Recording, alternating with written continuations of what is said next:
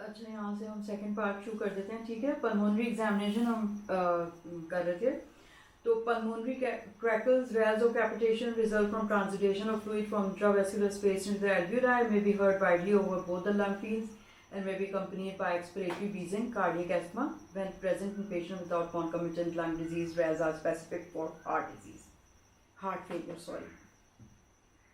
Rales are frequently absent with chronic heart failure, even when left ventricular filling pressure elevated because of increased lymphatic drainage of alveolar fluid. कभी कभार क्या होता है कि left ventricular failure filling pressure तो elevated होते हैं, लेकिन रेल्स आपको नहीं मिल रहे होते क्योंकि मतलब लिम्फेटिक ड्रेनेज इंक्रीज हो जाती है। या फिर हो सकता है पेशेंट जो है वो डायोरेटिक्स पहले से वो डायग्नोज हो, डायरेटिक्स ले रहा हो तो आपको नहीं मिल रहा हो। या फिर इसी तरह एडिमा में भी, लेकिन देखें हिस्ट्री में ज़रूर पूछिए। अगर कार्डियक फेलियर का पेशेंट है, एडिमा आपने पूछना ही पूछना है कि बाइपीजल एडिमा उसको होता है या नहीं। Pleural effusions result from elevation of pleural capillary pressure and the resulting transudation of fluid in the pleural cavities. Effusions are often bilateral, but if unilateral, they occur more on the right pleural space. तो right side पे ज़्यादा हो रहे होते हैं, फिर bilateral हो जाते हैं। अब कार्डियक एग्जामिनेशन देखें। Although essential but does not provide useful information about the severity of heart failure. अब अगर उसमें आपको कुछ नहीं मिल रहा तो इसका मतलब ये नहीं है कि मतलब कोई बहुत ज़्यादा सीवियर स्टेज 4 का भी हार्ट फेलियर हो सकता है, आपको कार्डियक एग्जामिनेशन में हो सकता है कि कुछ भी ना मिले। If cardiomegaly is present, the point of maximal impulse is usually displaced below the fifth intercostal space and or lateral to the mid-clavicular line and the impulse is palpable over the two interspaces. ठीक है, अगर cardiomegaly होगी तो आप जाहिर बात है कि जब हर पेशेंट का आपने एपेक्स बीट तो आपने करना ही होता है ना कि किधर है, fifth intercostal space, lateral to the mid clavicular line. तो आप यहाँ से करते हुए आते हैं ना, यानी कि ये जो क्लेविकल है इसके नीचे सेकंड इंटरकॉस्टल स्पेस है ना, फिर आप करते चले जाएं, फिफ्थ पे आ जाएं, फिर उसको लोकेट करें। नहीं हो रही है अगर तो फिर इधर उधर आप पूरा हाथ पैर रख के पाम और फिर उससे आप पैल्पेट करें, ठीक है। अगर कार्डियोमेगाली होगी तो डिस्प्लेस होगी, आपको एपेक्स बीट फिफ्थ में नहीं मिलेगी, ठीक है। लेटरल और भी उससे मिल सकती है। Severe left ventricular hypertrophy leads to sustain maximal point of maximal impulse, ठीक है। In some patients, a third heart sound S3 is audible at the apex. Apex में आपको third heart sound मिल सकता है। Patient with enlarged and hypertrophied right ventricles may have a sustained and prolonged left parasternal impulse or heave extending throughout the systole. तो वो मिल सकती है। तो मतलब है कि जब आपने प्रीकॉर्डियम का एग्जामिनेशन करना है तो हर जगह आपने फिर जैसे हीव को आप पैल्पेट करते हैं और एपेक्स बीट देखते हैं, इस साइड पे उस साइड पे वो सारा आप करके देख लीजिए, ठीक है।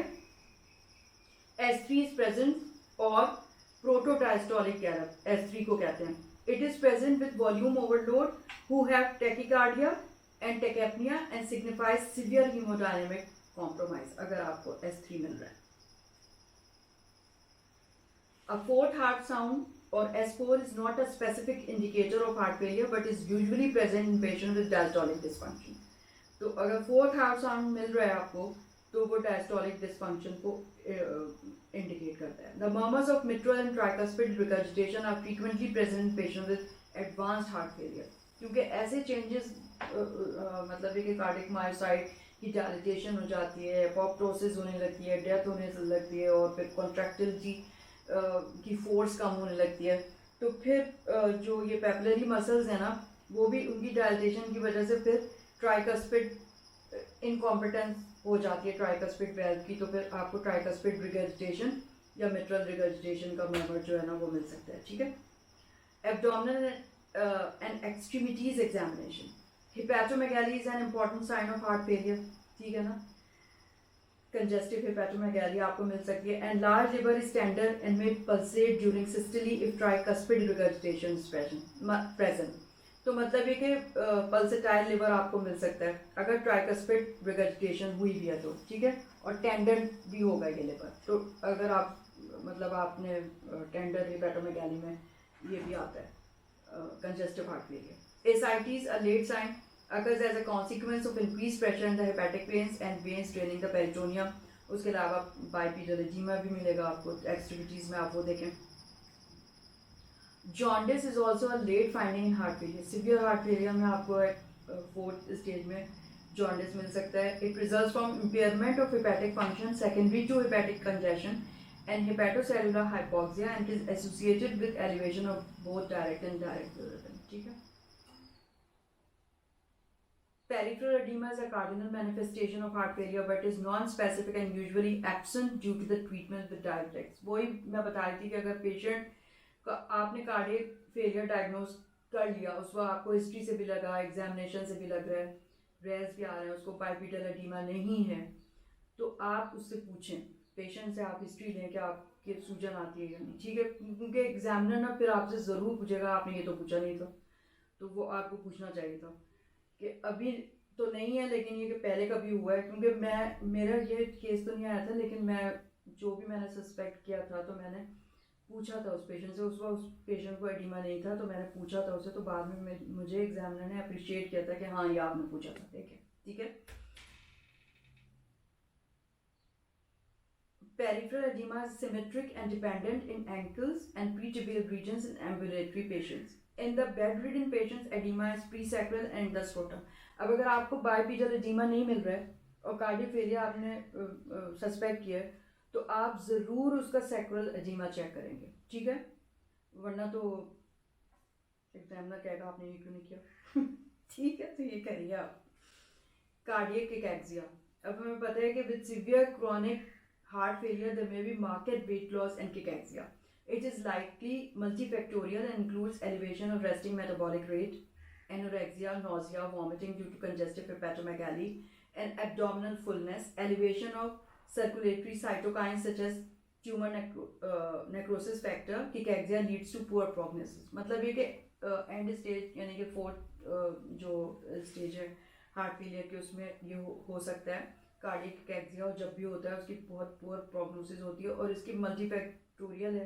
जाहिर बात है कंजेस्टिव हेपेटोमेगैली हुई भी है, उसकी वजह से एब्डोमिनल फुलनेस है, पेन है, अर्ली सटाइटी है, कुछ नहीं खाया जा रहा, और फिर मेटाबॉलिक रेट भी इंक्रीज हुआ है क्योंकि एड्रेनर्जिक सिस्टम जो है वो स्टिमुलेट है. ठीक है, तो इस वजह से सर्कुलेटिंग साइटोकाइंस वगैरह की वजह से भी.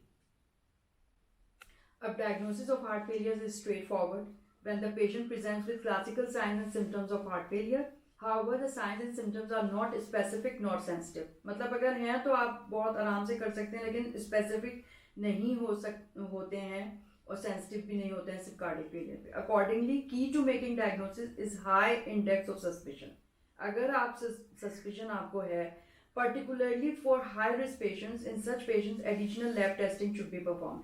अब उसमें यह है कि आपको ऐसे पेशेंट जिनमें आपको हिस्ट्री भी मिल रही है, ऐसी हाइपरटेंशन भी है, डायबिटीज़ भी है और स्मोकिंग भी वो करता है, और हो सकता है हिस्ट्री में हार्ट डिजीज़ की डायग्नोज नहीं हुई, तो ऐसे जो जिसमें आप हाई रिस्क आपको लगे तो उसमें ज़रूर आप जो है ना सस्पेक्ट करें कार्डियक फेलियर. अब रूटीन लेबोरेटरी टेस्टिंग क्या करेंगे लेबोरेटरी टेस्टिंग में. ठीक है, पहले तो रूटीन आप कर लेंगे. नंबर 1 कंप्लीट ब्लड काउंट करवा लेंगे, जाहिर है एनीमिया हो सकता है उसमें. सीरम इलेक्ट्रोलाइट्स बहुत ज़रूरी है. ठीक है, हाइपोनेट्रीमिया तो नहीं है. ब्लड यूरिया नाइट्रोजन, उसके आप वो भी साइंस देखें ना, क्योंकि इतनी सारी फिर आप मेडिसिन भी ऐसी दे रहे होते हैं, तो ये देखना बहुत ज़रूरी है. क्रिएटिनिन और यूरिया. Number 5 hepatic enzymes. अगर उसकी कंजेस्टिव हेपेटोमेगैली हुई भी है, जॉन्डिस भी आ रहा है, ये सब तो जाहिर आप करवाने हैं एलएफटी. Urine analysis. ठीक है, यूरिन एनालिसिस बहुत इंपॉर्टेंट है. फास्टिंग ब्लड ग्लूकोज आपने कराना है, लिपिड प्रोफाइल कराना है आपने. सब चीज़ें इंटरलिंक्ड हैं, रिस्क फैक्टर्स हैं. ठीक है, थायराइड फंक्शन टेस्ट भी कराने हैं. क्या थायराइड हाइपरथायराइड हार्ट डिजीज तो नहीं है. दूसरा ईसीजी करके देखेंगे. To assess cardiac rhythm, determine the presence of left ventricular hypertrophy और prior MI, presence or absence of Q waves, as well as to determine width of QRS complex to ascertain whether the patient may benefit from resynchronization therapy. अब इसमें यह है कि आप ECG करेंगे तो उसमें अगर आपको प्रीवियस एमआई के साइन मिल रहे हैं, Q वेव आ रही है उसमें, या कार्डियक रिदम में उसके जो है वो इरेगुलर रिदम आ रही है, तो वो तो सब चीज़ें आपको पता चल जाएंगी ना. A normal ECG virtually excludes left ventricular systolic dysfunction. यानी कि अगर आर वेव बहुत लंबी लंबी आ रही हैं तो हाइपरट्रॉफी के साइन आ रहे हैं ना, तो फिर जाहिर बात है कि हाइपरटेंसिव पेशेंट होगा और उसकी हाइपरट्रॉफी हुई भी है तो फिर कार्डियक फेलियर का तो उसको रिस्क हो गया ना. चेस्ट एक्सरे बहुत ज़रूरी to see cardiac size. Cardiomegaly ज़ाहिर है कार्डियक फेलियर में हुई भी होगी. And shape as well as state of pulmonary vasculature and may identify non cardiac causes of patient symptom. हो सकता है कि उसमें आपको दूसरी चीज़ें नज़र आ जाएं, एम्फाइजीमा नज़र आ जाए, बुल्ली नज़र आ जाए, ठीक है, और मतलब ये कि हाइपर इन्फ्लेटेड लंग्स दिख जाएं बजाय इसके कि आपको कार्डियोमेगाली दिखे और दूसरी चीज़ें जो कार्डियक फेलियर की तरफ इशारा करी थी. हो सकता है उसको पल्मोनरी ओरिजिन का डिस्निया हो रहा हो. Although patients with acute heart failure have evidence of pulmonary hypertension, interstitial edema or pulmonary edema, but majority of patients with chronic heart failure do not. तो सबको नहीं भी हो सकता. ये ज़रूरी नहीं है कि अगर आपने कार्डियक फेलियर डायग्नोस किया तो आपको बायलैटरल इफ्यूजन मिलेंगे, कॉस्टोफ्रेनिक एंगल ऑब्लिटरेट हुआ होगा और ये सब ज़रूरी नहीं है. Presence of these findings in patients with chronic heart failure reflects the increased capacity of the lymphatics to remove interstitial pulmonary fluid. अब देखें ना, इंक्रीज रिमूवल हो रहा होगा फ्लूइड का शायद लिम्फेटिक्स में, या पेशेंट जो है वो थेरेपी उसकी स्टार्ट हुई भी होगी, वो of and on furosemide classes वगैरह ले रहा होगा, जिसकी वजह से उस वक्त आपको ऐसा कोई साइन नज़र नहीं आएगा, नहीं आ भी सकता. Assessment of left ventricular function, उसके लिए ज़ाहिर है आप एको करवाएंगे. Non invasive cardiac imaging 2D echocardiogram Doppler which can provide a semi-quantitative assessment of left ventricular size and function as well as presence or absence of valvular or regional wall motion abnormalities indicative of prior MI. तो इसमें तो आपको सारी चीज़ें हैं, injection fraction सब कुछ देख लेंगे आप. The presence of left atrial dilatation and left ventricular hypertrophy together with abnormalities of left ventricular diastolic filling provided by pulse wave and tissue Doppler are useful for assessment of heart failure with a preserved ejection fraction. क्योंकि हमें पता है कि जो cardiac failure है, पहले हम समझते थे कि सिर्फ इजेक्शन फ्रैक्शन सब डिप्रेस हो तो ही कार्डियक फेलियर होता है, लेकिन अब दूसरा कार्डियक फेलियर क्या है, इजेक्शन फ्रैक्शन मोर देन 40-50 आ रहा होता है, लेकिन उसको हम कहते हैं with preserve ejection fraction cardiac failure. ठीक है. Also helpful in assessment of right ventricular size and pulmonary pressure which are critical in evaluation and management of cor pulmonary. जाहिर बात है कि ये भी तो एक रीज़न है ना. हो सकता है कार्डियक फेलियर जो है पल्मोनरी डिजीज़ की वजह से हो रहा हो उसको, ठीक है, तो वो तो राइट हार्ट फेलियर हो रहा होगा ना, तो वो भी हार्ट फेलियर ही है. The most useful index of left ventricular function is the ejection fraction that is calculated by dividing stroke volume by and stroke volume को एंड डायस्टोलिक वॉल्यूम से आप डिवाइड कर दें तो इजेक्शन फ्रैक्शन निकल आता है. When the ejection fraction is normal, यानी कि more than 50% is normal, systolic function is usually adequate, and when the ejection fraction is significantly suppressed और depressed, that is less than 30 or 40%, contractility is depressed. MRI करा सकते हैं, लेकिन मतलब usually हम नहीं करा रहे होते. It also provides a comprehensive analysis of cardiac anatomy and function and is now gold standard for assessing LV mass and volumes. मतलब ये कि LV mass जब स्टेज 4 हार्ट फेलियर हो और उसमें सारे कंपनसेटरी मैकेनिज्म हो के बिल्कुल ही LV रीमॉडलिंग हो जाती है, स्फेरिकल कैविटी हो गई, थिनिंग ऑफ एंडोथीलियम हो गया, यानी कि सॉरी एंडोकार्डियम हो गया, मायोकार्डियम हो गया, तो फिर आप MRI में उनको अच्छी तरह अप्रिशिएट कर सकते हैं इन सारी एनाटॉमिकल चेंजेस को. ठीक है. बायोमार्कर्स भी करा सकते हैं. Circulating levels of natriuretic peptides are useful adjunctive tools in diagnosis of heart failure. ठीक है ना. मतलब क्योंकि वेजोकंस्ट्रिक्शन एड्रेनर्जिक स्टिमुलेशन की वजह से हो रही होती है, उसकी वजह से बहुत सारे vasodilator as compensatory mechanism, atrial natriuretic peptide, brain natriuretic peptide वगैरह निकल रहे होते हैं ना. They are release from failing heart. Are sensitive markers, मतलब जैसे ही स्ट्रेचिंग होती है, डायलेटेशन होती है वेंट्रिकल्स की, तो एट्रियल नाट्रिउरेटिक पेप्टाइड निकलता है. Markers for the presence of heart failure with depressed ejection fraction. They are also elevated in heart failure with preserved ejection fraction, albeit to a lesser degree. The normal BNP or मतलब brain natriuretic peptide in untreated patient is extremely useful in excluding the diagnosis of heart failure. ठीक है, अगर ऐसा हो कि भाई समझ ही में नहीं आ रहा कि पल्मोनरी ओरिजिन का है कि कार्डियक ओरिजिन का है, तो आप ये करा के दे सकते हैं. लेकिन बहुत सारी ना इसकी वो है इतनी सेंसिटिविटी जो है, बहुत सारे फैक्टर्स होते हैं जिसके ऊपर डिपेंड कर रहा होता है. बहुत सारी दूसरी कंडीशन में बड़े हुए होते हैं ये. लेकिन अगर नॉर्मल बीएनपी आ जाए और ये आप सस्पेक्ट कर रहे थे तो कार्डियक फेलियर जो है ना एक्सक्लूड ही हो जाता है. ठीक है.